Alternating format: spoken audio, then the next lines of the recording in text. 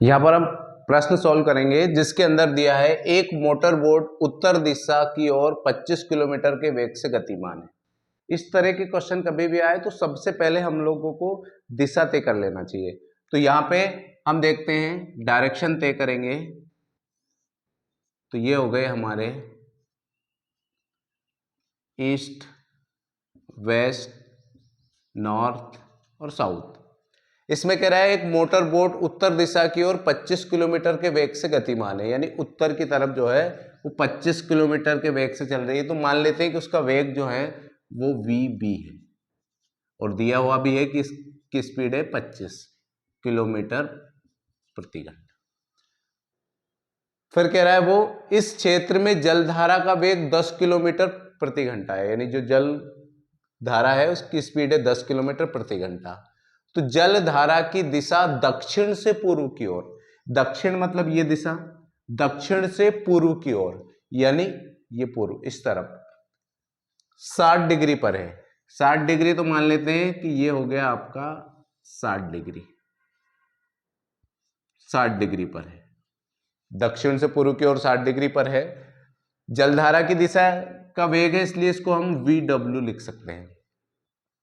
अब आप देखिए यहां पे VB और VW के बीच में कितना एंगल बन रहा है। यहां से यदि हम बात करें तो हमें क्या निकालना है, वो कह रहा है कि जलधारा की दिशा दक्षिण से पूर्व की ओर, तो मोटर बोट का परिणामी वेग ज्ञात कीजिए।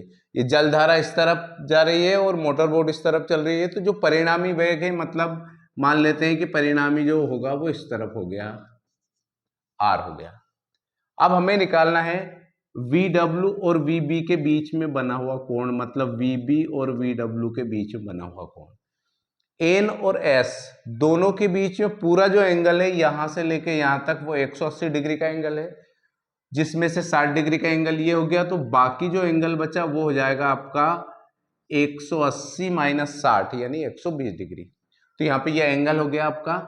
अब यहां से हम इसका रिजल्टेंट मतलब R यानी परिणामी वेग निकालेंगे, तो R बराबर हो जाएगा आपका, R बराबर हो जाएगा, फार्मूला है VB square VW square plus 2VB VW cos theta.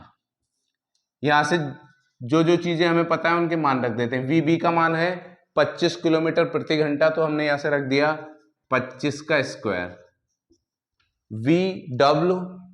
VW यानी जलधारा की जो स्पीड है वो 10 है, तो इसको हमने रख दिया 10 का स्क्वायर, और ये हो जाएगा 2VB यानी 25 गुणित 10, और ये हो जाएगा आपका कॉस थीटा।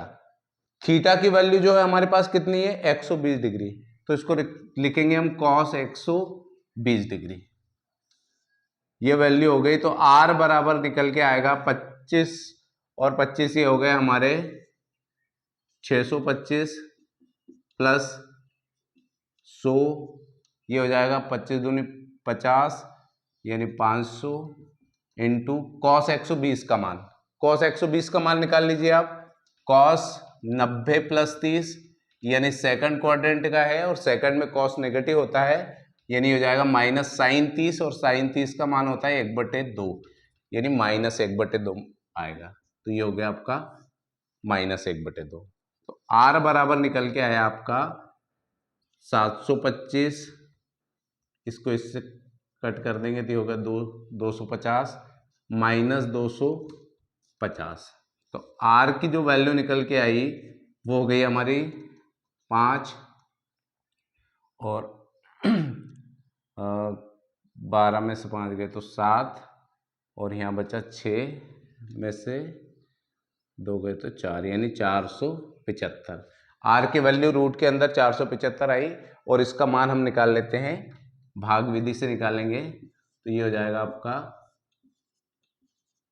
2 दूनी 4, इसमें 2 और ऐड कर दो, 2 और 2 4, फिर लिया हमने 75, तो ये हो जाएगा 1 से हो जाएगा 4 3, फिर वापस 1 ऐड कर देंगे तो 2 हो गया, तो ये हो गया आपका। अगला जब भी हम नंबर लेंगे तो इसके अंदर 2 जीरो उतारना है, और यहाँ पे इसका आपको यहाँ पे नंबर जो भी ले लेंगे तो लगभग 21 दशमलव कुछ वैल्यू प्राप्त होगी और इसको 8 चौक 32 लगभग 8 के आसपास आएगा। तो ये हो जाएगा आपका 64, 8 दूनी 16 और 6 22 और 8 चौक 32 और 32 और 2 मतलब 34 33, यानी लगभग जो वैल्यू होगी 21.8, यानी आर की वैल्यू जो आई वो 21.8 किलोमीटर प्रति घंटा। यानी जो मोटर बोट का जो परिणामी जो रिजल्टेंट जो वेग होगा, मतलब उसका वेग 25 किलोमीटर प्रति घंटा से घटकर 21.8 किलोमीटर प्रति घंटा हो जाएगा। तो इस तरीके से हम लोग जो सदिश से रिलेटेड क्वेश्चन है वो सॉल्व कर सकते हैं।